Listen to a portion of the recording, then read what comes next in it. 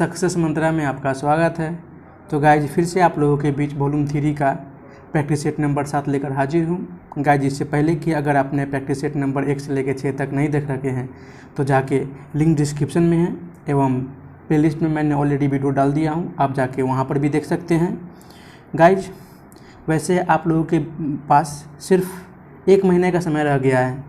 वैसे आयोग की तरफ से ऑफिशियल नोटिस तो नहीं आया है, न्यूज़ के द्वारा ये पता चला है कि 20 तारीख को और 22 तारीख को ये परीक्षा 2 चरण में होगा, बट ऐसा नहीं होना चाहिए। बट अपन कुछ नहीं कर सकते, अपन तो सिर्फ तैयारी कर सकते हैं और परीक्षा को दे सकते हैं। तो आशा करता हूँ कि आप लोगों की तैयारी ज़ोरों शोरों से चल रही होगी। तो इसी के साथ अपन बढ़ते हैं प्रैक्टिस सेट नंबर 7 को लेकर।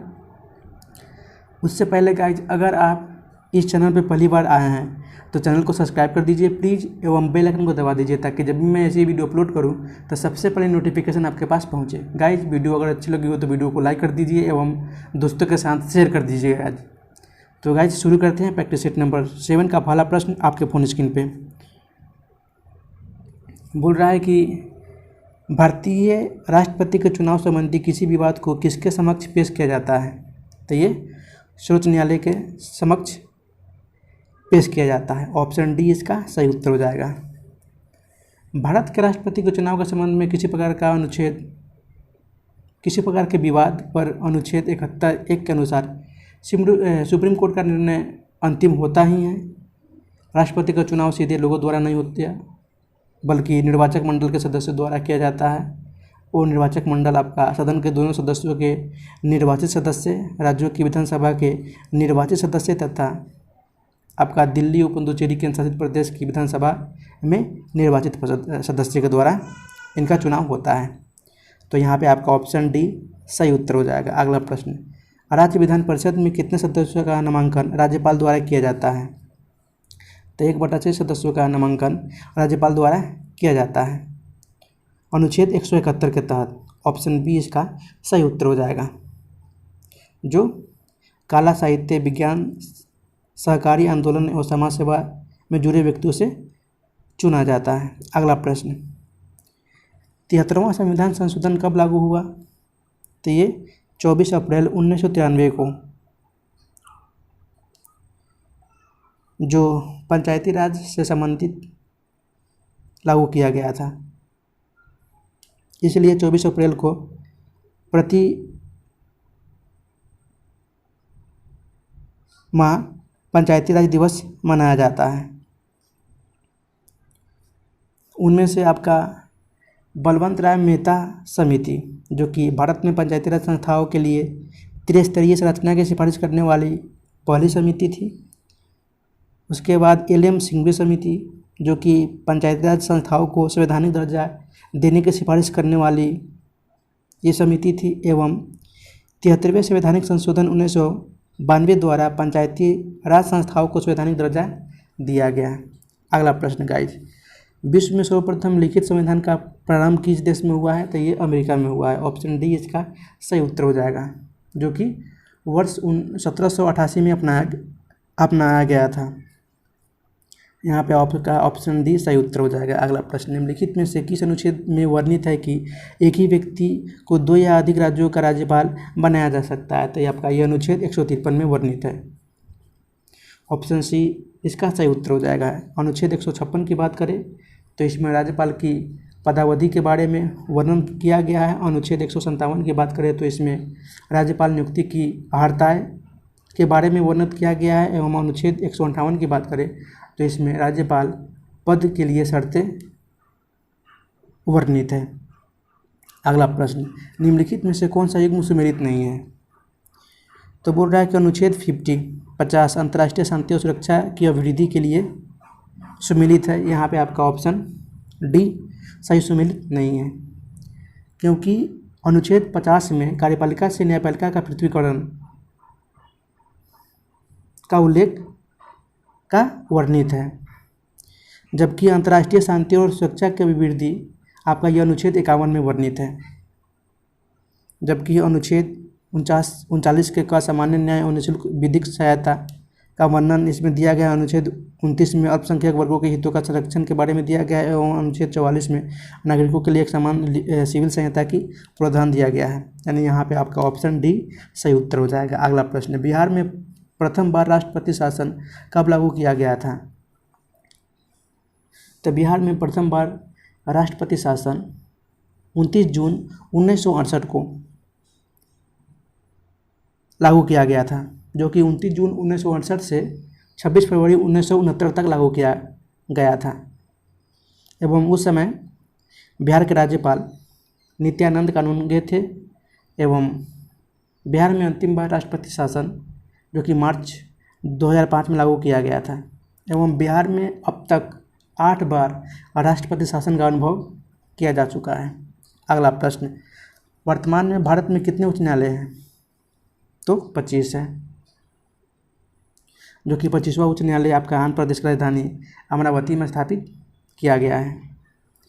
सातवें संविधान संशोधन में यह व्यवस्था की गई है कि संसद को यह अधिकार है कि 2 या 2 से अधिक राज्यों एवं संघ राज्य क्षेत्र के लिए एक साझा एक उच्च न्यायालय की स्थापना की कर सकता है।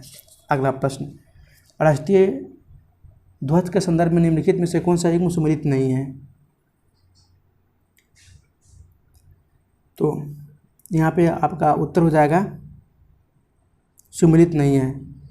तो यहाँ पे आपका उत्तर हो जाएगा ऑप्शन ई, उपयुक्त में से कोई नहीं, क्योंकि केसरिया रंग साहस का प्रतीक है, श्वेत रंग शांति और सच्चाई का प्रतीक है, हरा रंग उर्वरता और समृद्धि का प्रतीक है एवं नीला चक्र न्याय का प्रतीक है। यानी सारे कथन सत्य हैं।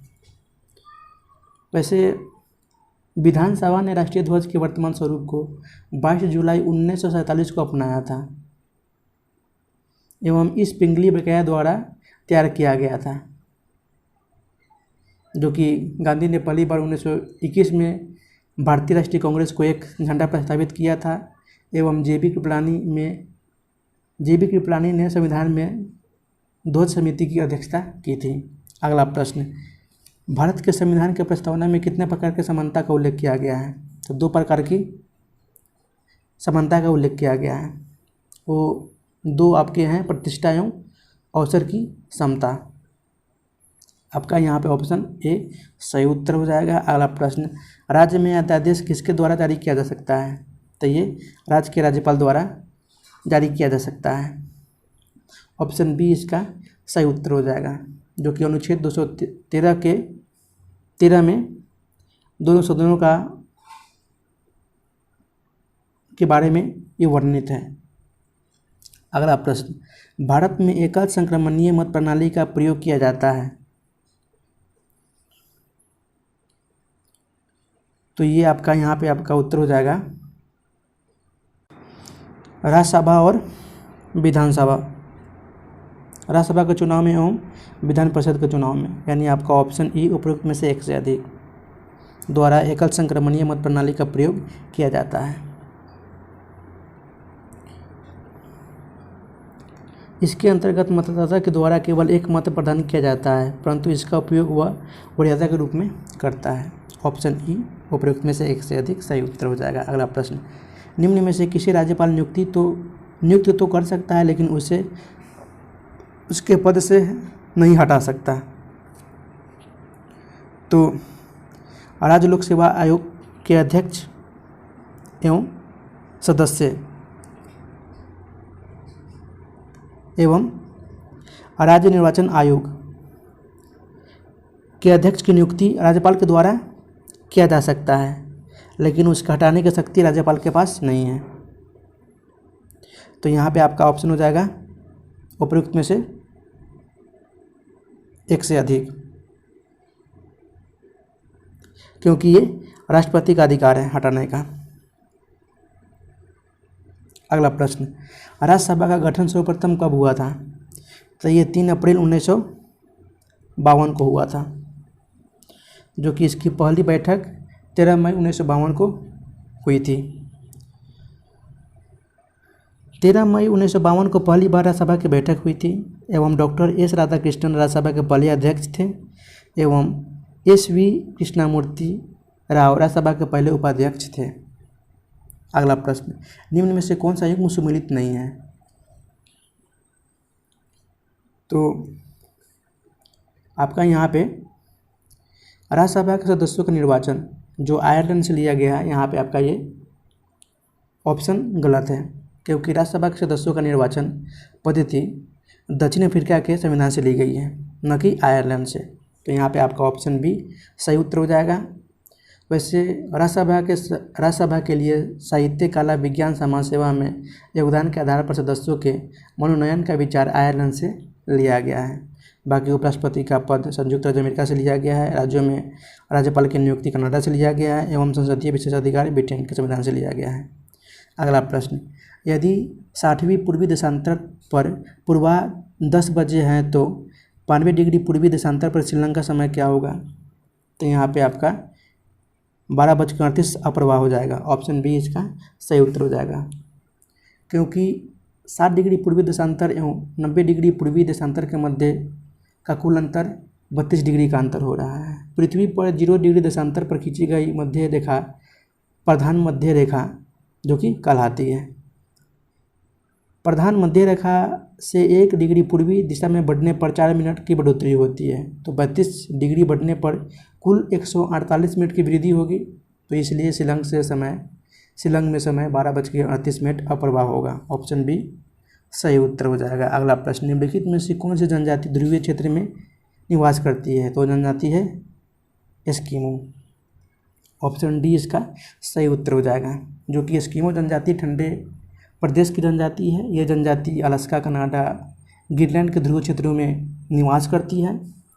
एस्किमो जनजाति जिसमें घर में रहते हैं उसे हम इग्लू कहते हैं। माया जनजाति की बात करें तो ये उत्तरी अमेरिका के मेक्सिको क्षेत्र में निवास करने वाली जनजाति हैं। मासाई जनजाति की बात करें तो ये केन्या, युगांडा एवं तंजानिया के क्षेत्रों में निवास करने वाली जनजाति है। यह जनजाति जिस घर में रहती है उसे हम क्रोल कहते हैं, क्रोल घर भी कहते हैं।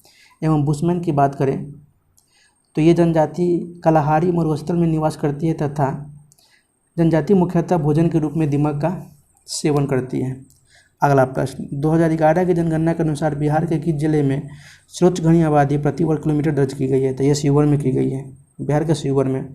ऑप्शन ए इसका सही उत्तर हो जाएगा, क्योंकि शिवहर में 1880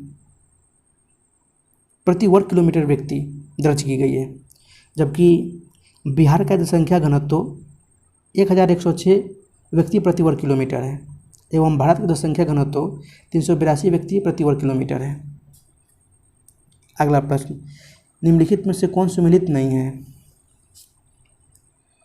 तो अरावली पर्वत जो कि इनकी गुरु शिखर चोटी है, नीलगिरी, दोदा बेट्टा, सतपुरा, धूपगढ़, अन्नामलाई, अनामोदी, यानी सारे सुमेलित हैं। तो इसका सही उत्तर हो जाएगा उपयुक्त में से कोई नहीं। अगला प्रश्न, फ्रांस और जर्मनी के बीच कौन सी सीमा रेखा स्थित है? तो ये है मैगिनार्ड रेखा। ऑप्शन ए इसका सही उत्तर हो जाएगा, जो कि फ्रांस द्वारा खींची गई जर्मनी और फ्रांस के बीच की सीमा रेखा है एवं यह रेखा कंक्रीट, लोहा इत्यादि से मिलकर बनी हुई है एवं इसका निर्माण लगभग 1929 के बीच किया गया था।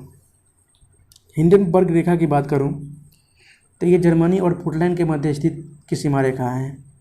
और रेड क्लिफ की बात करूं तो ये भारत और पाकिस्तान के मध्य की सीमा रेखा है। एवं मैनर-हिंद रेखा की बात करूं तो ये सोवियत रूस और फिनलैंड के बीच की सीमा रेखा है। तो यहाँ पे आपका ऑप्शन ए सही उत्तर हो जाएगा। अगला प्रश्न, चैलेंजर एवं डॉल्फिन कटक किस महासागर में स्थित है? तो ये अटलांटिक महासागर में स्थित है। ऑप्शन बी इसका सही उत्तर हो जाएगा। अगला प्रश्न, अफ्रीका में एटलस पर्वत का विस्तार किस क्षेत्र में है? तो ये उत्तर पश्चिमी भाग में है। ऑप्शन बी इसका सही उत्तर हो जाएगा, जो कि एटलस पर्वत अफ्रीका महाद्वीप की नवीनतम पर्वत श्रृंखला एवं मुख्य पर्वत श्रृंखला है।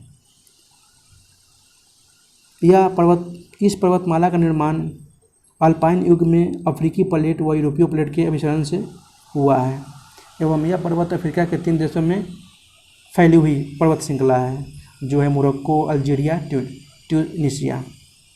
अगला प्रश्न, दक्षिण पूर्व एशिया में एकमात्र भू आबाद देश है, वो है लाओस। ऑप्शन बी इसका सही उत्तर हो जाएगा। यह म्यांमार, चीन, वियतनाम, कंबोडिया और थाईलैंड के साथ सीमा साझा करता है। अगला प्रश्न, निम्नलिखित में से कौन सुमेलित नहीं है? तो विश्व का सबसे ऊंचा जलप्रपात जो कि टुंगेला प्रपात बोला जा रहा है, यह सही सुमेलित नहीं है। विश्व का सबसे ऊंचा जलप्रपात आपको एंजिल वेनेजुएला दक्षिण पूर्वी भाग में स्थित है। एवं टुंगेला प्रपात की बात करूं तो ये दक्षिण अफ्रीका में स्थित दूसरा सबसे ऊंचा जलप्रपात है, जबकि विश्व के सबसे बड़ी ताजे जल की झील सुपीरियर झील है। विश्व की सबसे ऊंची नावगम्य झील टिटिकाका झील है एवं विश्व की दूसरी सबसे बड़ी झील आपका टंगानिका झील है। ये सारे सही हैं। ऑप्शन ए इसका सही उत्तर हो जाएगा। अगला प्रश्न, भारत में सर्वाधिक मैंग्रोव वन किस राज्य में है? तो ये पश्चिम बंगाल में है। ऑप्शन बी इसका सही उत्तर हो जाएगा। भारत वन स्थिति रिपोर्ट 2021 के अनुसार भारत में मैंग्रोव वन का क्षेत्र 4,992 वर्ग किलोमीटर है, जो कि देश के कुल भौगोलिक क्षेत्र का 0.15% है। वैसे भारत में सर्वाधिक मैंग्रोव वन पश्चिम बंगाल में 2,114 वर्ग किलोमीटर है, 2,114 वर्ग किलोमीटर में है। अगला प्रश्न, जहांगीर द्वारा किस राजकुमार को बिहार का प्रांतपति नियुक्त किया गया था? तो ये 1921 में जहांगीर ने राजकुमार परवेज को बिहार का प्रांतपति नियुक्त किया था। ऑप्शन ए इसका सही उत्तर हो जाएगा। निम्नलिखित में से किस कनौट वंशीय शासक ने कर्नाट कुलभूषण की उपाधि धारण की थी? तो मिथिला तिरुत में नन्देदेव ने कर्नाट वंश की स्थापना की थी। तो यहाँ पे आपका नन्देदेव ने ही कर्नाट कुलभूषण की उपाधि धारण की थी। ऑप्शन सी इसका सही उत्तर हो जाएगा। अगला प्रश्न, अकबर ने किस जैन आचार्य को युग प्रधान की उपाधि दी थी? तो अकबर ने जैन धर्म के आचार्य हरिविजय को सूरी को जगत गुरु तथा जिनचंद्र सूरी को युग का प्रधान किया था, यानी जिनचंद्र सूरी को युग प्रधान की उपाधि दी थी। तो यहाँ पे आपका ऑप्शन बी सही उत्तर हो जाएगा। अगला प्रश्न, निम्नलिखित में से किस चोलवंशी शासक ने गंगा घाटी का अभियान किया था? तो है राजेंद्र प्रथम। ऑप्शन डी इसका सही उत्तर हो जाएगा। अगला प्रश्न, निम्नलिखित में से किसने कहा था कि मोहम्मद तुगलक में पागलपन का कुछ अंश था? तो ये कहा था इन फ्लिंस्टन। ऑप्शन सी इसका सही उत्तर हो जाएगा। अगला प्रश्न, निम्नलिखित में से विजयनगर के किस शासक के काल में अब्दुल रज्जाक ने विजयनगर की यात्रा की थी? तो ये देवराय द्वितीय के शासक के काल में। ऑप्शन ए इसका सही उत्तर हो जाएगा, जो कि उस समय विजयनगर को संसार के सबसे शानदार नगरों में से एक बताया गया था। ऑप्शन ए इसका सही उत्तर हो जाएगा। गुप्त संवत की शुरुआत किसने की थी? तो ये चंद्रगुप्त प्रथम ने की थी। ऑप्शन सी इसका सही उत्तर हो जाएगा 319 ईस्वी में। एवं चंद्रगुप्त प्रथम ने ही गुप्त वंश को एक साम्राज्य का प्रतिष्ठा प्रदान की थी एवं इन्होंने सर्वप्रथम गुप्त वंश में रजत मुद्राओं का प्रचलन करवाया था। और रजत यानी सिल्वर मुद्राओं का, रुपयों का प्रचलन करवाया था।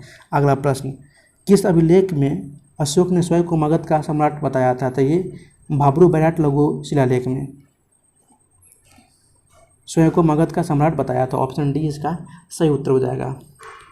एवं अन्य नेतुर लघु शिलालेख, मास्की लघु शिलालेख एवं गुर्जरा लघु शिलालेख का वर्णन भी अशोक के नाम से मिलता है।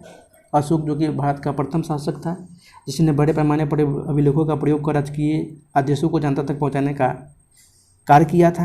अगला प्रश्न, निम्नलिखित में से किसमें राजा को विषमता अर्थात उत्पादक वर्गों का भक्षक बताया गया है? तो ये इतरे ब्राह्मण में राजा को विषमता अर्थात उत्पादक वर्गों का भक्षक बताया गया। ऑप्शन ए इसका सही उत्तर हो जाएगा। शतपथ ब्राह्मण में अनेक अवतरणों में कहा गया है कि क्षत्रिय वर्ग किसी प्रकार का कृषकों पर हुक्म चलाया करते थे। अगला प्रश्न, अशोक द्वारा बौद्ध धर्म प्रचारक के रूप में श्रीलंका किसे भेजा था? तो अशोक ने अपने पुत्र और पुत्री महेंद्र और संघमित्रा को श्रीलंका में अपने बौद्ध प्रचारण के लिए भेजा था। तो यहाँ पे आपका ऑप्शन ई उपयुक्त में से एक से अधिक हो जाएगा। जबकि महारक्षित की बात करूं तो ये एवन देश एवं मजिम की बात करूं तो ये हिमालयवर्ती देश में बौद्ध धर्म प्रचारक के लिए भेजा गया था। अगला प्रश्न, चंद्रगुप्त द्वितीय का संधि विग्रही निम्नलिखित में से कौन था? तो ये थे वीरसेन। और हरिसेन आपका ये समुद्रगुप्त का संधि विग्रहित थे। पृथ्वीसेन की बात करूं तो ये कुमारगुप्त की मंत्री एवं शिखर स्वामी चंद्रगुप्त द्वितीय की मंत्री था। तो यहाँ पे आपका ऑप्शन बी सही उत्तर हो जाएगा। अगला प्रश्न, निम्नलिखित में से किस तीर्थंकर का प्रतीक चिन्ह मृग था? तो ये शांतिनाथ जैन तीर्थंकर का प्रतीक चिन्ह मृग था। वैसे शंभुनाथ तीर्थंकर का अश्व प्रतीक चिन्ह था। मल्लिनाथ जैन तीर्थंकर का प्रतीक चिन्ह कलश था एवं अरिष्टनेमि जैन तीर्थंकर का प्रतीक चिन्ह शंख था। अगला प्रश्न, शकरादित्य किस गुप्त शासक की उपाधि थी? तो ये स्कंदगुप्त की उपाधि थी। ऑप्शन सी इसका सही उत्तर हो जाएगा। स्कंदगुप्त की उपाधि शकरादित्य की थी एवं इसकी जानकारी कोहुम अभिलेख से मिलती है। इंसांग नालंदा संगाराम बनाने वाले शासकों में शकरादित्य के नाम का उल्लेख किया गया है, जिसमें स्कंदगुप्त द्वारा नालंदा संगाराम को सहायता देने का प्रमाण भी मिला हुआ है। अगला प्रश्न, किस मत के अनुयायियों को पंचार्थिक भी कहा जाता था? तो ये पशुपत के अनुयायियों को पंचार्थिक भी कहा जाता था, क्योंकि पशुपत संप्रदाय सहयोग का सर्वाधिक प्राचीन संप्रदाय है एवं इसके संस्थापक लकुलिश थे। इनको शिव को 10 अवतारों में से एक माना जाता था, इसलिए इन्हें अनुयायी पंचार्थिक कहते थे। ऑप्शन ए इसका सही उत्तर हो जाएगा। हड़प्पा लिपि में मूल चिन्हों की संख्या कितनी थी? तो 64 थी। ऑप्शन डी इसका सही उत्तर हो जाएगा। जो सेल खड़ी की आयताकार मोहरों तांबे की गुटिकाओं आदि पर मिलते हैं एवं इसकी लिपि पिक्टोग्राफिक और चित्रात्मक थी, जो दाएं से बाईं ओर लिखी जाती थी। अगला प्रश्न, निम्नलिखित में से किस वर्ष मुंडा जनजाति की खुंट कट्टी व्यवस्था को ब्रिटिश सरकार द्वारा मान्यता प्रदान किया गया था? तो ये 1903 में। ऑप्शन सी इसका सही उत्तर हो जाएगा। बिरसा मुंडा आंदोलन जो कि 1899 से 1900 के बीच रहा, जनजातीय विद्रोह की मुंडा जनजाति की खुंट कत्ती व्यवस्था को मान्यता दी गई थी। समाप्ति के बाद 1903 में मुंडा जनजाति की खुंट कट्टी व्यवस्था को मान्यता दी गई थी। ऑप्शन सी इसका सही उत्तर हो जाएगा।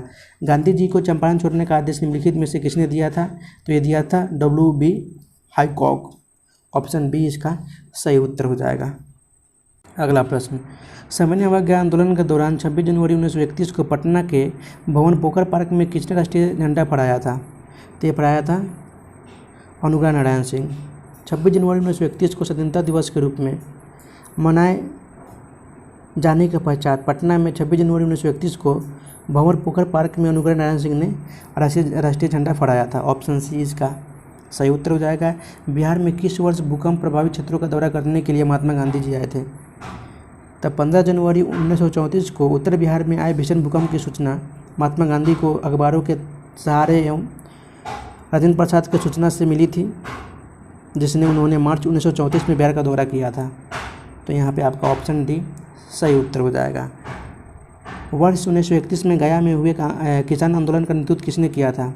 तो ये किए थे यदुनंदन शर्मा जी। ऑप्शन सी इसका सही उत्तर हो जाएगा। अगला प्रश्न, पानीपत के तृतीय युद्ध के पश्चात मराठा पेशवा कौन बना था? तब पानीपत के युद्ध के पश्चात सदमे में पेशवा बाजीराव की मृत्यु हो गई थी एवं इसके पश्चात पेशवा बालाजी बाजीराव का पुत्र माधव राव प्रथम, जिसका शासनकाल 1761 से 1772 ईस्वी तक रहा एवं इतिहासकार के अनुसार माधव राव पेशवाओं में सबसे महान था। तो यहाँ पे आपका ऑप्शन माधवराव प्रथम, ऑप्शन ए सही उत्तर हो जाएगा। अगला प्रश्न, भारत सचिव का पद निम्नलिखित में से किसके माध्यम से बनाया गया था? तो है भारत शासन अधिनियम 1858 के तहत भारत सचिव का पद बनाया गया था। ऑप्शन बी इसका सही उत्तर हो जाएगा। निम्नलिखित में से किसने कहा था कि कांग्रेस लॉर्ड डफरिन के दिमाग की उपज है? तो ये कहा था लाला लाजपत राय ने। ऑप्शन सी इसका सही उत्तर हो जाएगा। महिलाओं के लिए शारदा सदन एवं मुक्ति सदन की स्थापना किसने की थी? तो 1899 ईस्वी में महिलाओं की शिक्षा के लिए शारदा सदन और निराश्रित महिलाओं को आश्रय हेतु मुक्ति सदन की स्थापना की गई थी। पंडिता रमाबाई के द्वारा।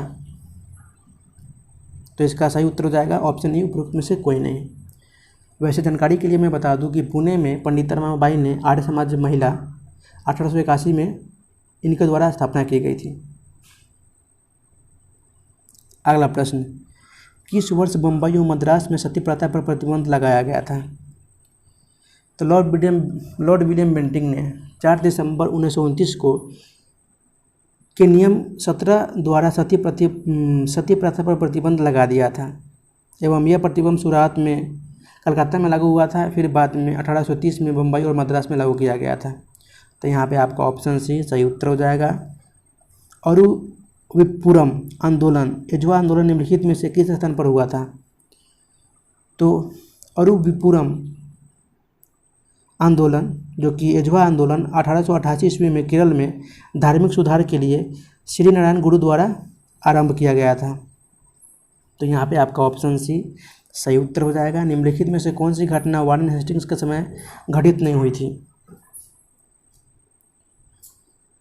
तो इसका सही उत्तर हो जाएगा क्योंकि 1969 की बात कर रहा है, 74 की बात कर रहा है। तो कलकत्ता में उच्चतम न्यायालय की स्थापना वारेन हेस्टिंग्स के समय ये घटित नहीं हुई थी। बाकी मंगलोर की संधि 1784 में हुई थी। पिर्स इंडिया एक्ट का पारित होना 1784 में एवं प्रथम आंग्ल मराठा युद्ध 1775 से 82 की ईस्वी में हुआ था। वारेन हेस्टिंग्स का कार्यकाल 1773 से 1785 ईस्वी तक रहा, जो कि बंगाल का पहला गवर्नर जनरल बने थे। अगला प्रश्न, निम्नलिखित में से किस संगठन को प्रथम राजनीतिक संस्था माना जाता है? तो माना जाता है लैंड होल्डर सोसाइटी को। ऑप्शन डी इसका सही उत्तर हो जाएगा, जो कि लैंड होल्डर सोसाइटी का गठन 1938 में द्वारकानाथ टैगोर ने किया था एवं इस संगठन का उद्देश्य था जमींदारों के हितों की रक्षा करना। अगला प्रश्न, कांग्रेस के किस अधिवेशन में दादा भाई नौरोजी ने धन के निष्कासन का सिद्धांत पेश किया था? तो कांग्रेस का 12वां अधिवेशन 1896 में रहमतुल्लाह सयानी के अध्यक्षता में कोलकाता में हुआ था एवं इस अधिवेशन में रविन्द्रनाथ टैगोर ने वंदे मातरम को पहली बार गाया था एवं इसी में दादा भाई नौरोजी ने धन के निष्कासन के सिद्धांत को पेश किया था। तो यहाँ पे आपका ऑप्शन 1896 कलकत्ता अधिवेशन में अध्यक्षता की थी इन्होंने। ऑप्शन सी इसका सही उत्तर हो जाएगा। नासिक षड्यंत्र केस में किस क्रांतिकारी की भागीदारी थी?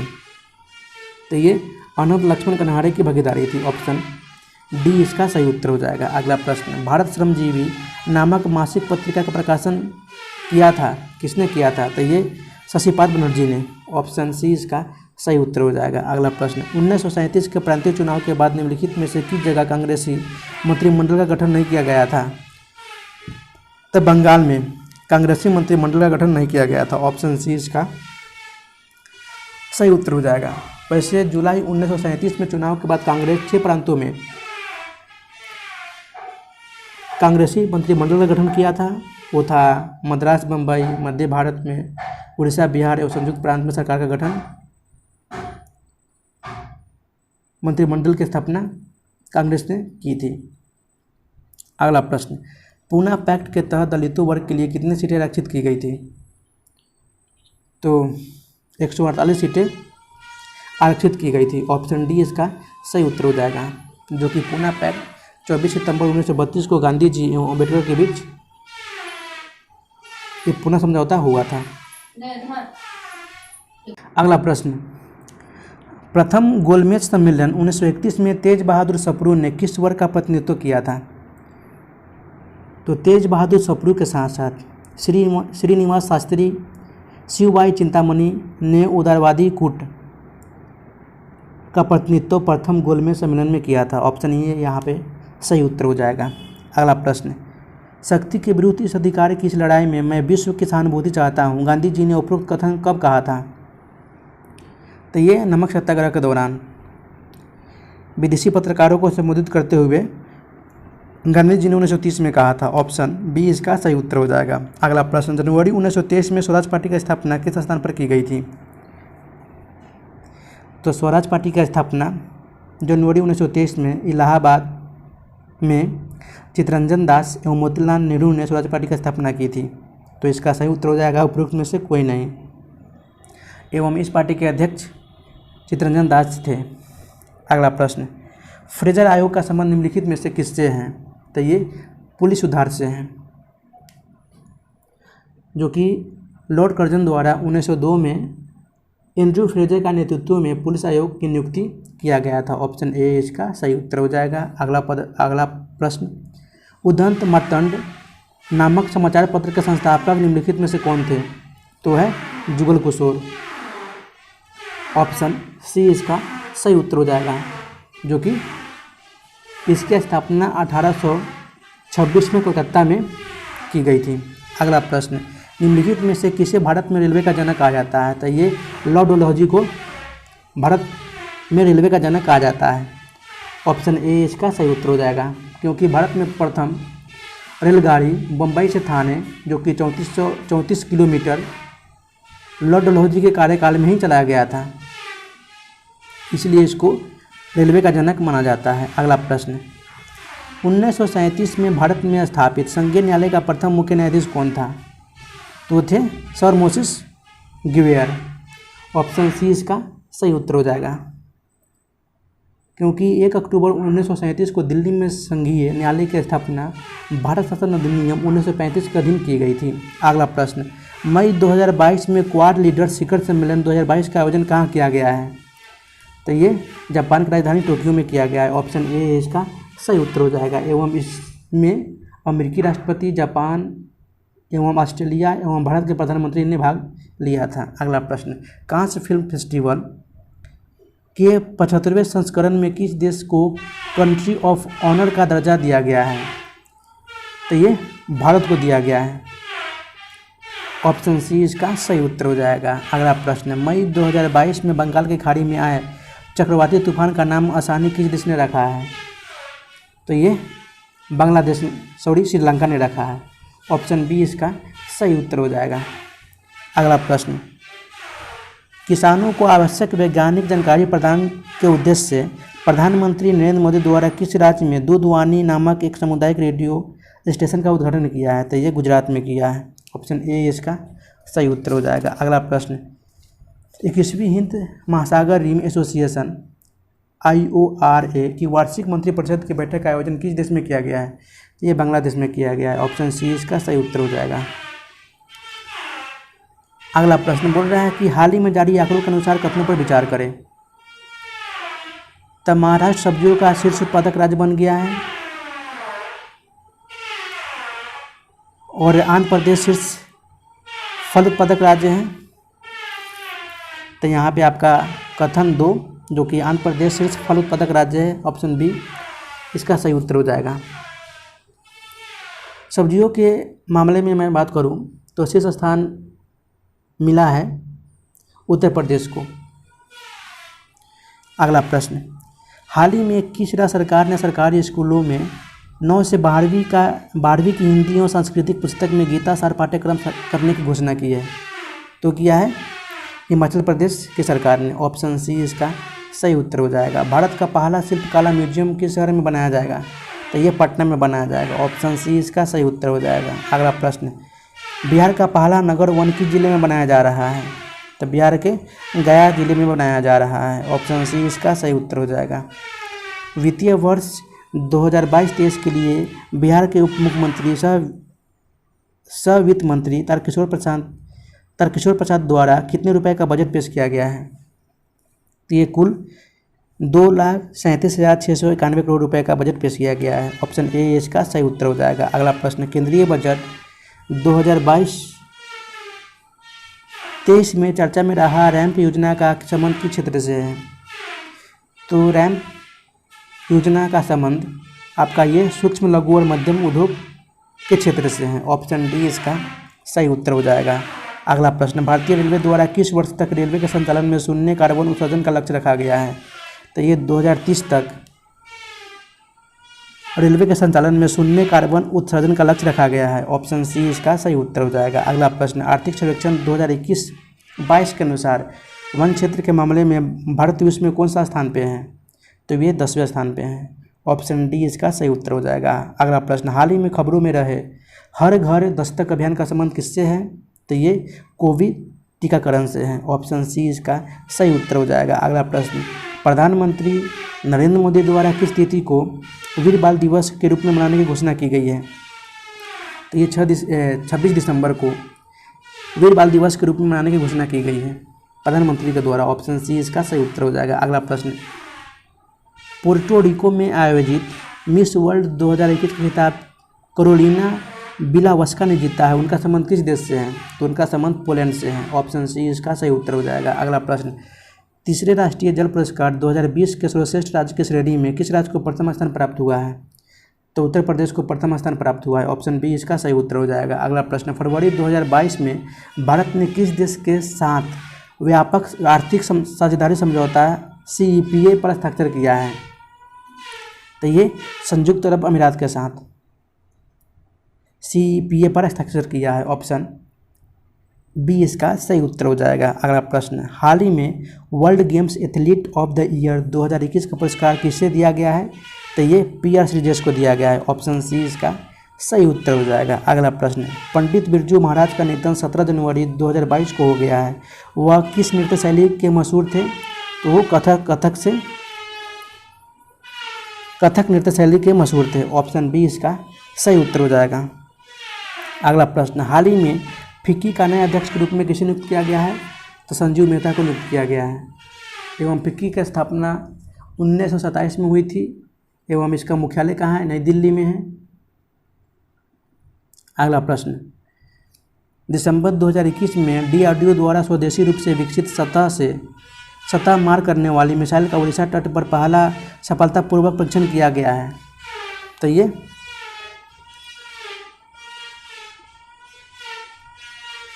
परले द्वारा।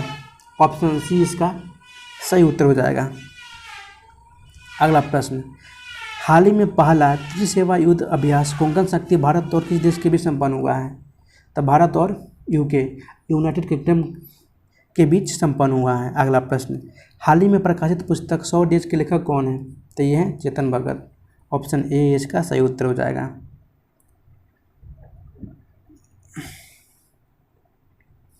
स्मृति ईरानी की पुस्तक का नाम आपका, जो कि उनका उपन्यास है, लिखित उपन्यास है, लाल सलाम है। उसके बाद सैयद अकबरुद्दीन, जो कि इनके लिखे गया पुस्तक आपका इंडिया वर्सेज यूके हैं, एवं शशि कृष्णाचार्य, इनके द्वारा लिखा गया पुस्तक श्री मद्रा मैनम है। अगला प्रश्न, पुस्तक द प्रॉमिस के लिए वर्ष 2021 का बुकर पुरस्कार किसे प्रदान किया गया है? तो ये डेमन गलगुड को प्रदान किया गया है। ऑप्शन सी इसका सही उत्तर हो जाएगा। अगला प्रश्न, निम्नलिखित में से किसके द्वारा हाल ही में ऑपरेशन आहट की शुरुआत की गई है? तो ये RPF के द्वारा। ऑप्शन सी सही उत्तर हो जाएगा।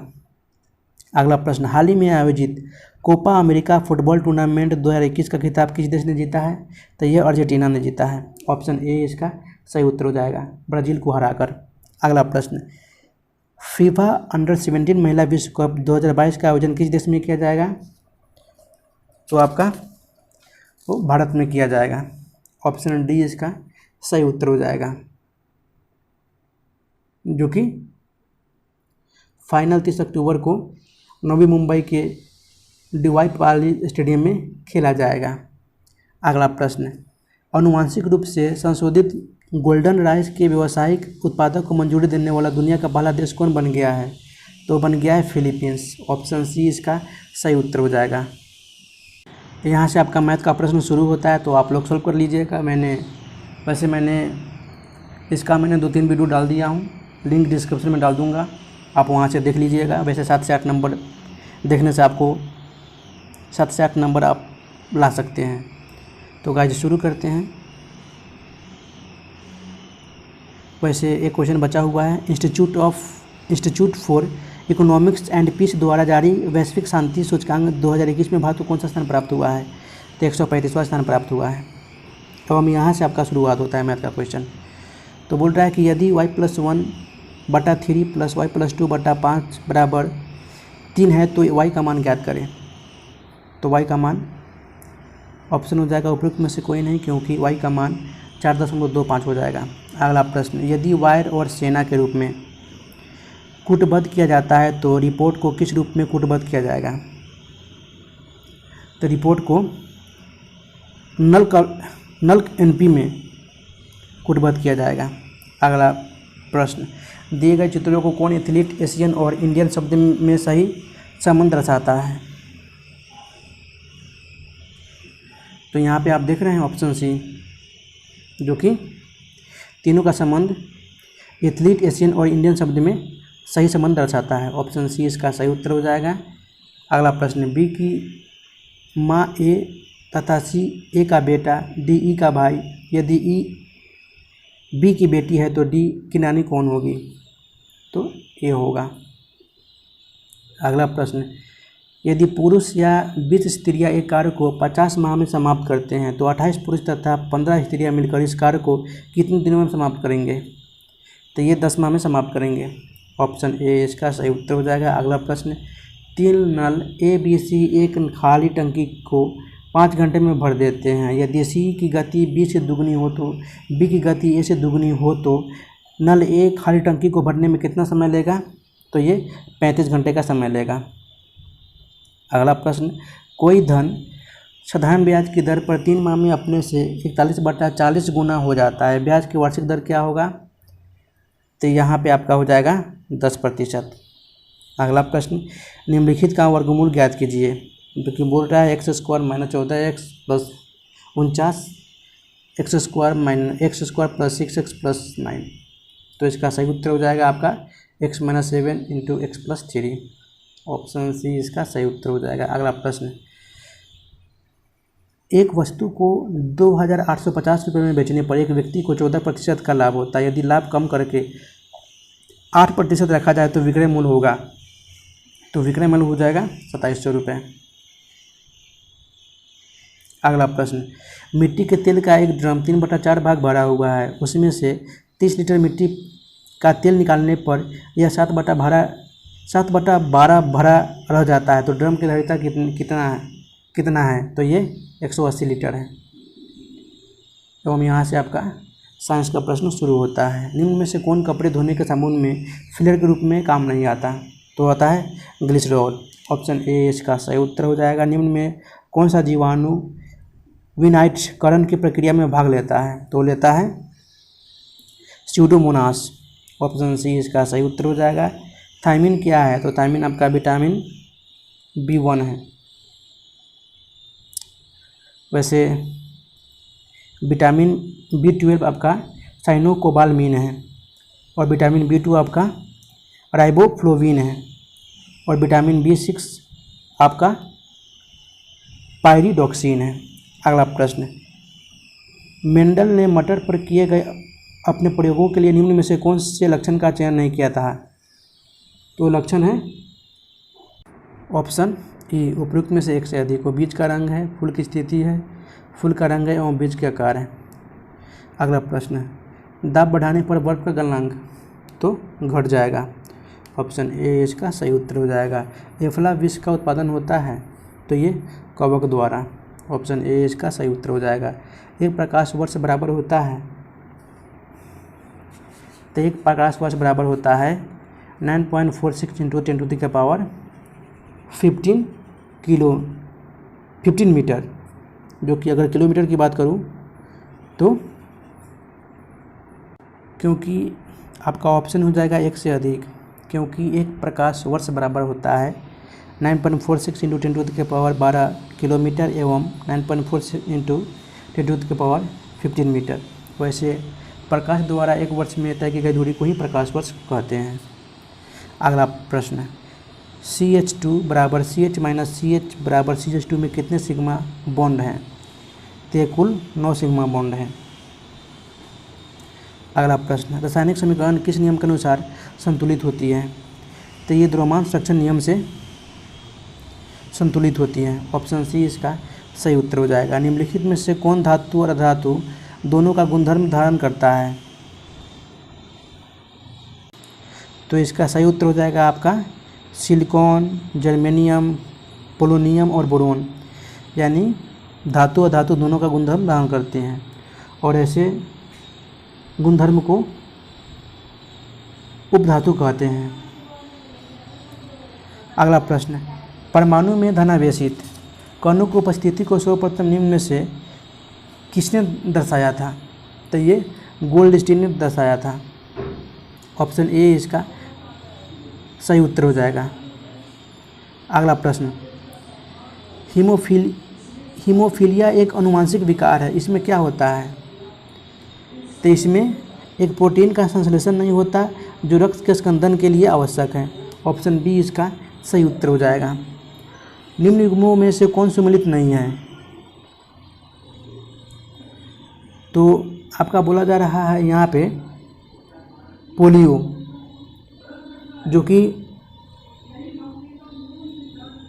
जो ओपीवी है, ये आपका ये पोलियो ओपीवी नहीं है, आपका एक वैक्सीन है। जबकि मलेरिया आपका सिनिडियम है, कैंसर निक्सवार है एवं कुष्ठ रोग आपका DOTS है। तो यहाँ पे सम्मिलित आपका ऑप्शन बी, जो कि केवल 3 ये सम्मिलित नहीं है,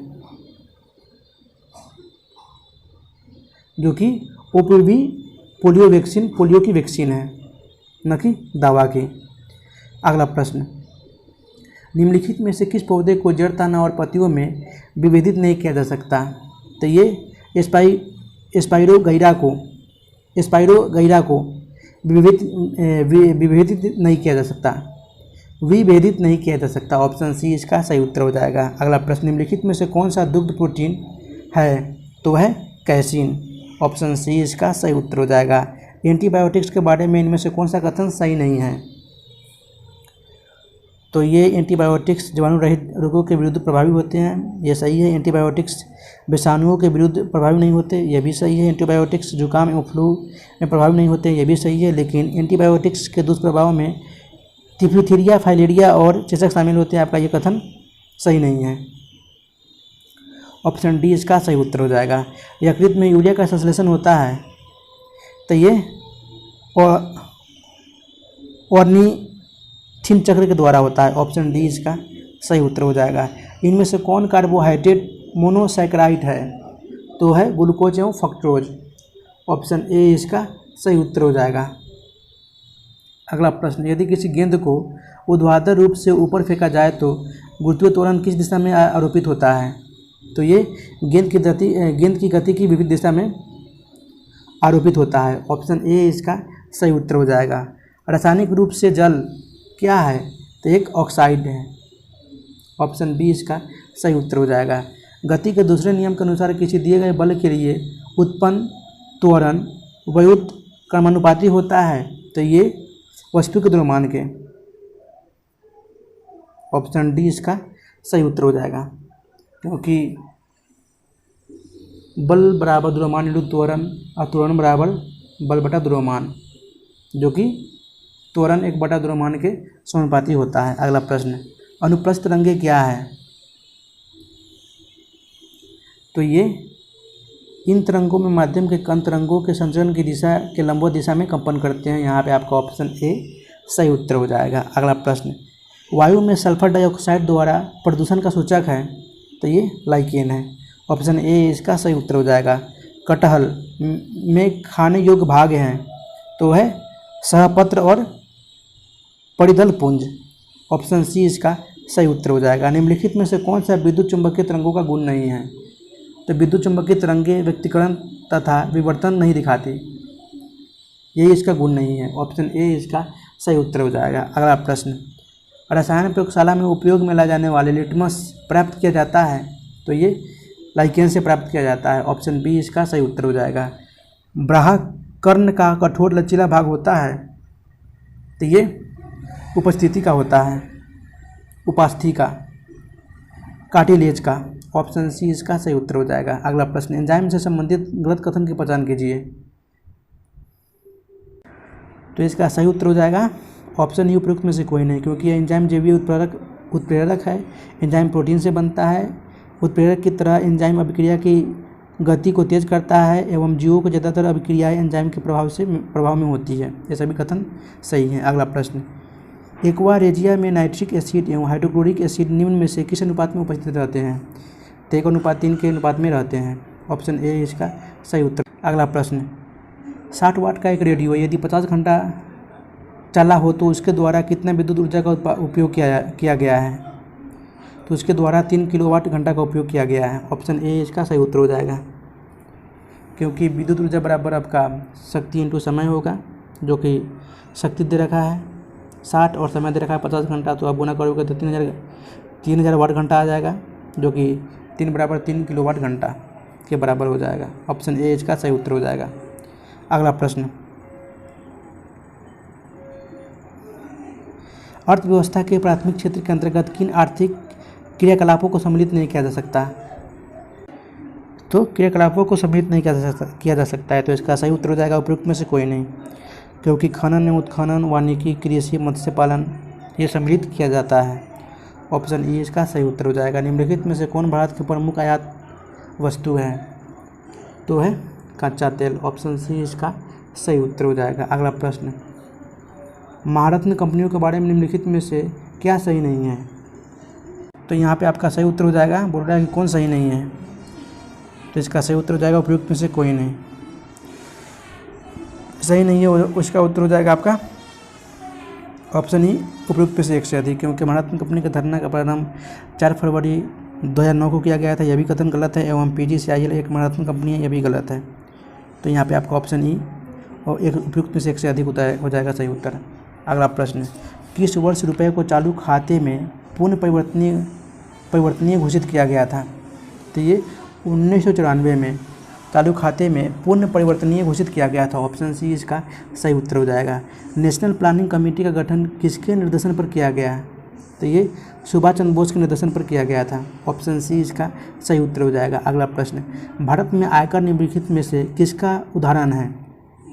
तो ये प्रगतिशील कर और प्रत्यक्ष कर का उदाहरण है। ऑप्शन डी इसका सही उत्तर हो जाएगा। अगला प्रश्न, वित्तीय वर्ष 2021-22 में भारत की वास्तविक GDP की वृद्धि दर कितनी अनुमानित की गई थी? तो ये 11% अनुमानित की गई थी। ऑप्शन ए इसका सही उत्तर हो जाएगा। निकृष्ट मुद्रा में अच्छी मुद्रा को चलन से बाहर करने की प्रवृत्ति होती है, यह किसका नियम है? तो इसका यह सर थॉमस ग्रेसम का नियम है। ऑप्शन डी इसका सही उत्तर हो जाएगा। अगला प्रश्न, निम्नलिखित में से किस रिपोर्ट का प्रकाशन अंतर्राष्ट्रीय श्रम संगठन नहीं करता? तो ये जेंडर सोशल नॉर्म्स इंडेक्स का प्रकाशन अंतर्राष्ट्रीय श्रम संगठन नहीं करता। ऑप्शन बी इसका सही उत्तर हो जाएगा। अगला प्रश्न, गोल्डन स्टेटस प्रमाण पत्र संबंधित है, तो ये निर्यातकों से संबंधित है। ऑप्शन बी इसका सही उत्तर हो जाएगा। 2021-22 के लिए कर्मचारी भविष्य निधि जमा राशि के लिए सरकार द्वारा अनुमोदित ब्याज की नई दर क्या है? तो यह है 8.1%। ऑप्शन ए इसका सही उत्तर हो जाएगा। सभी मूल्य वर्ग के भौतिक स्टाम्प पेपरों को समाप्त करने के बाद किस राज्य या केंद्र शासित प्रदेश में ई स्टैंपिंग शुरुआत की गई है? तो ये पंजाब में ई स्टैंपिंग सुविधा शुरुआत की गई है। ऑप्शन बी इसका सही उत्तर हो जाएगा। अगला प्रश्न, हाल ही में NSO की रिपोर्ट जून 2022 के अनुसार 2021-22 में भारत की GDP वृद्धि का अनुमान कितना है? तो यह है 8.7%। ऑप्शन बी इसका सही उत्तर हो जाएगा। अगला प्रश्न, 1 जून 2022 से क्रमशः प्रधानमंत्री जीवन ज्योति बीमा योजना PMJJBY और प्रधानमंत्री सुरक्षा बीमा योजना PMSBY की नई वार्षिक प्रीमियम दरें क्या है?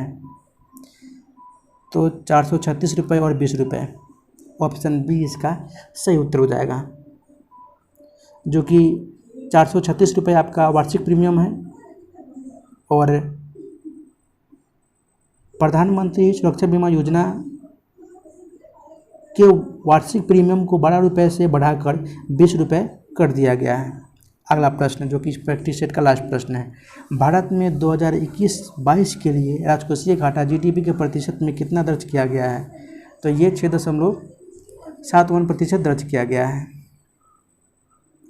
जो कि संशोधित बजट अनुमान से घटकर जीडीपी का 6.71% हो गया है। यहाँ पे आपका ऑप्शन ए सही उत्तर हो जाएगा।